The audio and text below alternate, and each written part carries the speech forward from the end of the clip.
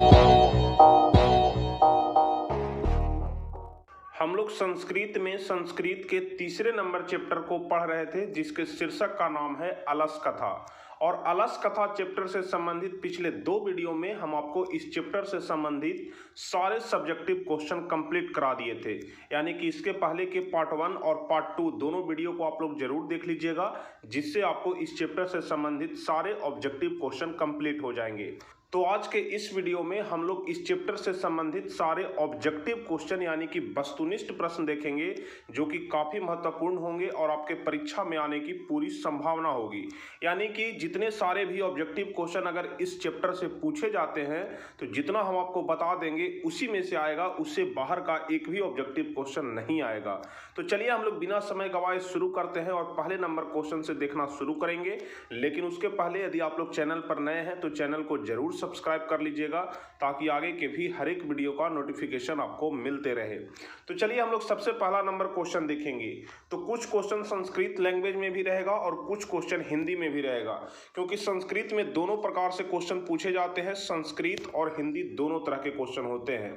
तो चलिए सबसे पहला क्वेश्चन है कि अलस कथा पाठः कुतः संकलितः, यानी कि अलस कथा जो पाठ है वह कहाँ से संकलित किया गया है, यानी कि कहाँ से लिया गया है। अग्नि पुराण से, कि पुरुष परीक्षा से, कि रामायण से, कि महाभारत से। तो हम आपको बताए थे कि जो अलस कथा वाला पाठ है, जो अलस कथा है, वह पुरुष परीक्षा नामक ग्रंथ से लिया गया है। यानी कि पहला का बी नंबर ऑप्शन सही हो जाएगा। अब चलिए दूसरा नंबर क्वेश्चन, अलस कथा पाठ के रचयिता कौन है। दूसरा नंबर क्वेश्चन काफी आसान प्रश्न है। अलस कथा पाठ के रचयिता कौन है, तो हम आपको बताए थे कि अलस कथा पाठ के रचयिता कौन है, तो विद्यापति हैं। तो दूसरा का ए नंबर ऑप्शन सही हो जाएगा। यदि आप लोग प्रश्न का सही जवाब जानते हैं तो नीचे लाइव चैट में बताते चलिएगा, ताकि आपको भी प्रैक्टिस होते चले और आपको भी पता लग जाए कि कितने प्रश्न का सही जवाब हम बता रहे हैं। चलिए तीसरा नंबर क्वेश्चन देखेंगे। मैथिली कवि कह आसित, मैथिली कवि कौन थे। हम आपको बताए थे कौन थे मैथिली कवि, तो विद्यापति थे, जो कि अलस कथा पाठ के लेखक हैं, वही मैथिली कवि हैं। इसलिए मैथिली कवि कौन है, तो विद्यापति हैं। तीसरा का सी नंबर ऑप्शन सही हो जाएगा। चलिए चौथा नंबर क्वेश्चन है कि वास्तविक आलसियों की संख्या कितनी थी। वास्तविक आलसियों की संख्या कितनी थी, 5 की 6 की 4 की 3। तो आपको पता होगा कि वास्तविक आलसियों की संख्या 4 था। तो इसका मतलब कि चौथा का सी नंबर ऑप्शन सही जवाब हो जाएगा। चलिए पांचवा नंबर क्वेश्चन, सबसे बड़ा शत्रु कौन है।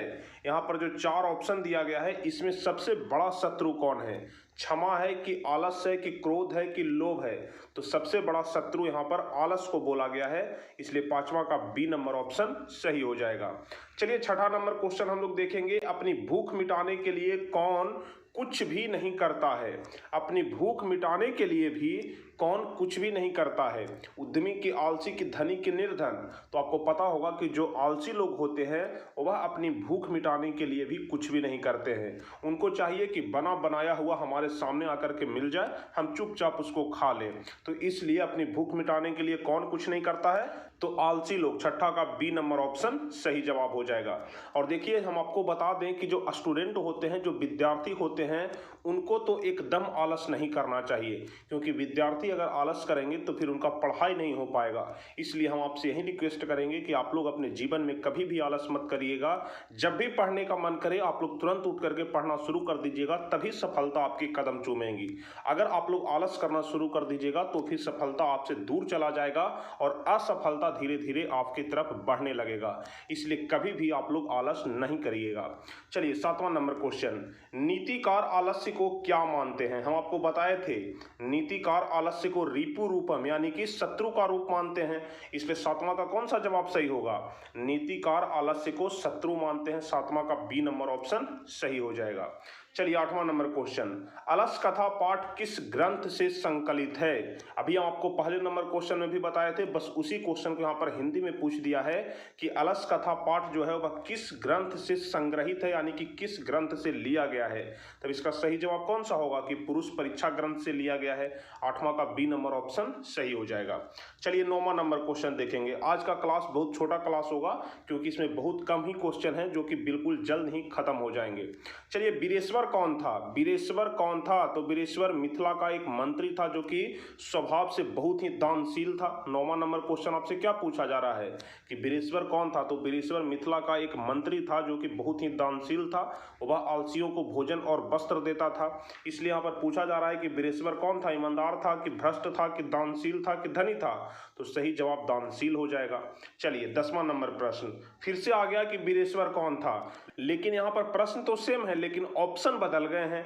पिछले वाले ऑप्शन में दानशील ऑप्शन में था, लेकिन यहाँ पर ऑप्शन है कि मिथिला का राजा था, कि मिथिला का मंत्री था, कि मिथिला की राजकुमार था, कि मिथिला का संतरी था। तो बताइए 10वां नंबर क्वेश्चन कौन सा जवाब सही होगा? तो आपको हम अभी बताएं कि बीरेश्वर मिथिला का मंत्री था, तो 10वां का बी नंबर ऑप्शन सही हो जाएगा। चलिए 11 नंबर क्वेश्चन कह रहा है कि अलसशाला में आग क्यों लगाई गई? अलसशाला में आग इसलिए लगाया गया था ताकि आलसियों की परीक्षा ली जाए। जो बनावटी आलसी जो बहुत सारे आ गए थे उनको दूर करने के लिए ही उनकी परीक्षा लिया गया था। तो अलसशाला में आग क्यों लगाया गया था? आलसियों की परीक्षा लेने के लिए। तो 11 का बी नंबर ऑप्शन सही हो जाएगा। चलिए 12 नंबर क्वेश्चन, अलसशाला में आग लगने के बाद कितने लोग नहीं भागे? जो असली में आलसी थे यानी कि जो बनावटी आलसी नहीं थे वह अभी भी सो रहे थे। तो कितने लोग सो रहे थे? तो 4 लोग सो रहे थे, क्योंकि 4 वहां पर आलसी थे। इसलिए 12 का कौन सा जवाब सही हो जाएगा? 12 का सी नंबर ऑप्शन सही हो जाएगा। अच्छा, क्या आपको अभी तक याद है कि चारों आलसी आपस में क्या बात कर रहे थे? शायद आपको जरूर याद होगा। पहला आलसी बोल रहा था कि किस चीज का कोलाहल है, कैसा कोलाहल है। तब दूसरा आलसी क्या बोलता था कि हमारे घर में आग लग गया है। जब पहला आलसी बोला कि किस चीज का कोलाहल है, कैसा कोलाहल है, तब दूसरा आलसी बोलता है कि लगता है हमारे घर में आग लग गया है। उसके बाद जो तीसरा आलसी था वह बोलता है कि कोई यहाँ धार्मिक पुरुष नहीं है जो हमारे शरीर पर भींगा हुआ वस्त्र डाल दे ताकि हम लोग आग से बच जाएं। तब चौथा बोलता है कि अरे बाचाल, तुम लोग चुपचाप नहीं रह सकते हो, बहुत ज्यादा बोलते हो। तो चारों आलसियों का जो वार्तालाप है उसको आप लोग जरूर याद रखिएगा, परीक्षा में पूछा जाता है। तो चलिए, अलसशाला में आग लगने के बाद कितने लोग नहीं भागे? तो 4 लोग। चलिए अब 13 नंबर क्वेश्चन, स्थिति सौकर्य मूला ही के न धावंती जंतव, यह युक्ति किस पाठ से संकलित है? आपको हम बताए थे जब प्रश्न उत्तर बता रहे थे, भरने वाला प्रश्न बता रहे थे, उसके पहले 2 दोहा बताए थे। उसी का ना दोहा है स्थिति सौकर्य मूला ही के न धावंती जंतव। तो यह किस पाठ से लिया गया है? अलस कथा से लिया गया है। यह वाला क्वेश्चन काफी महत्वपूर्ण है, परीक्षा में पूछा जाता है। चलिए अगला नंबर क्वेश्चन देखते हैं। घर में लगी आग को देखकर कौन लोग पलायमान हो गए? घर में लगी आग को देख करके कौन लोग पलायमान हो गए? तो इसका जवाब क्या होगा? जो धूर्त लोग थे, जो बनावटी आलस का भेष बदल करके आए थे, और वह जैसे ही आग देखे तो पलायमान हो गए। तो 14 का डी नंबर ऑप्शन सही हो जाएगा। चलिए 15 नंबर क्वेश्चन, चारों आलसियों को कैसे बाहर किया गया? चारों आलसियों को पैर पकड़ के बाहर किया गया था, कि हाथ पकड़ के, कि केस पकड़ के, कि बाह पकड़ के? तो आपको याद होगा कि चारों आलसियों को केस पकड़ करके घसीटते हुए बाहर किया गया था। इसलिए 15 का सी नंबर ऑप्शन सही हो जाएगा। ऑब्जेक्टिव और सब्जेक्टिव प्रश्न पढ़ते पढ़ते, देखते देखते आपको पूरा क्वेश्चन याद हो जाता होगा, चाहे कोई भी चैप्टर हो, कोई भी सब्जेक्ट का चैप्टर हो। क्योंकि जब ऑब्जेक्टिव बताते हैं, सब्जेक्टिव बताते हैं, तब तक आपके मन में पूरा सवाल घूमने लगता है। एक एक प्रश्न आप लोगों को भली भांति याद हो जाता है, इसलिए आप लोग ध्यान से देखिएगा। चलिए 16 नंबर क्वेश्चन है कि अलस कथा अंतर्गत मिथिला में कौन मंत्री थे? अलस कथा के अंतर्गत मिथिला के मंत्री कौन थे? तो बीरेश्वर थे, आपको याद होगा। तो 16 का सी नंबर ऑप्शन सही हो जाएगा। यहाँ पर ऑप्शन में थोड़ा उलटफेर हो गया है, लेकिन यहाँ पर बीरेश्वर आप लोग ध्यान रखिएगा, बीरेश्वर इसका सही जवाब हो जाएगा। चलिए 17 नंबर क्वेश्चन, बनावटी आलस्य दिखाकर कौन भोजन ग्रहण करते थे? तो धूर्त लोग करते थे। 17 का सी नंबर ऑप्शन सही होगा। चलिए, बीरेश्वरस्य स्वभाव कीदृश आसीत्, बीरेश्वर का स्वभाव कैसा था? बीरेश्वर जो मिथिला के मंत्री थे उनका स्वभाव कैसा था? तो दानशील था और कारुणिक भी था। आप लोग संस्कृत में पढ़े होंगे। तो 18 का कौन सा ऑप्शन सही होगा? 18 का डी नंबर ऑप्शन सही हो जाएगा, कि बी और सी दोनों हो जाएगा, क्योंकि वे दानशील भी थे और कारुणिक भी थे। इसलिए 18 का डी नंबर ऑप्शन सही होगा।